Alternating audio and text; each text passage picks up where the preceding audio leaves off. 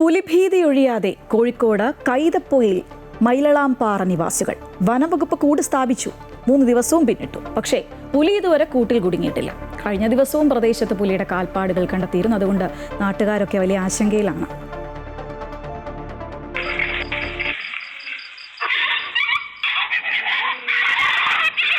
പുതുപ്പാടി മൈലള്ളാംപാറയിൽ ഇറങ്ങിയ പുലി തെക്കേക്കര TC മാത്യുവിന്റെ വീട്ടിലെത്തി 2 പശുക്കിടാങ്ങളെ കൊല്ലുകയും പാതി ഭക്ഷിക്കുകയും ചെയ്തിരുന്നു. ഇതിനു പിന്നാലെ വനംവകുപ്പ് പ്രദേശത്ത് CCTVയും കൂടും സ്ഥാപിച്ചു. പശുക്കിടങ്ങളെ കൊന്നു തിന്ന രാത്രി തന്നെ പുലി വീണ്ടും സ്ഥലത്തെത്തിയതായി CCTV ദൃശ്യങ്ങളിലും പതിഞ്ഞിട്ടുണ്ട്.